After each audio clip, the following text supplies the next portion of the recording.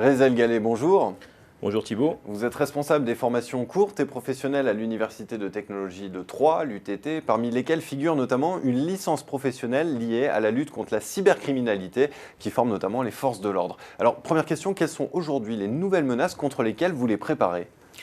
Les nouvelles menaces que l'on peut identifier sont surtout liées à l'essor des objets connectés. Il y a une véritable incertitude à ce niveau-là, car le champ des possibles en matière de cybercriminalité s'ouvre considérablement, notamment quand on sait que les estimations portent à près de 50 milliards le nombre d'objets connectés dans le monde d'ici 2020. Pensez par exemple aux objets connectés en matière de santé. Un pacemaker peut être contrôlé à distance si quelqu'un de mal intentionné parvient à prendre en main le système. Il peut se livrer à du chantage sur un patient, ou même les systèmes de perfusion médicaux qui permettraient à un pirate d'envoyer des doses létales de produits. Il n'y a pas que les systèmes de santé, on peut aussi penser aux objets de domotique. Si quelqu'un parvenait à accéder de manière frauduleuse au relevé de consommation d'électricité ou d'éclairage, il pourrait savoir à quel moment une personne a l'habitude de s'absenter de son domicile pour pouvoir planifier un cambriolage. Mais alors, comment faire pour se protéger face à ces nouvelles menaces ? Alors en fait, il s'agit d'adopter un ensemble de solutions. Il y a d'abord un enjeu d'éducation du consommateur qui doit, à mon avis, commencer dès l'enfance. Si on a des objets connectés chez soi, il faut prendre des précautions. Cela passe par des choses simples comme changer les mots de passe d'administration dans des logiciels qui sont souvent laissés par défaut.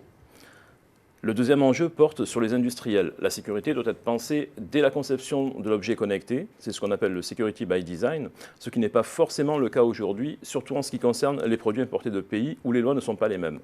Pas sûr, par exemple, que les contraintes qualité et sécurité figurent dans le cahier des charges des produits fabriqués en Chine. Oui, effectivement. Et l'État, dans tout cela, est-ce qu'il faut forcément s'en remettre aux autorités pour être mieux protégé face à ces menaces ? En fait, l'hétérogénéité des menaces complique considérablement cette protection, il faut bien le dire. Mais on voit que l'Agence nationale de la sécurité des systèmes d'information, l'ANSSI, alerte justement sur les objets connectés comme vecteur de vulnérabilité et incite les développeurs à plus de vigilance quant à la sécurité du code produit. Peut-être qu'une labellisation ou une certification sera créée pour les produits Made in France qui auront prouvé leur développement sécurisé.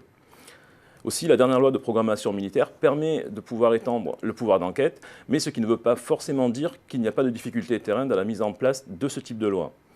L'État est aussi parfaitement conscient que les menaces terroristes peuvent venir du piratage d'un système industriel. Par exemple, l'essor des smart grids ouvre la voie à des coupures d'électricité sur toute une ville. On pourrait aussi citer la menace sur le réseau de distribution de l'eau. Quelqu'un de mal intentionné pourrait tout à fait prendre le contrôle du système et menacer de déverser de fortes doses de chlore dans l'eau courante. Eh bien, merci beaucoup, Rezel Gallet, pour cet éclairage sur ces nouvelles menaces. Merci beaucoup. Merci Thibault.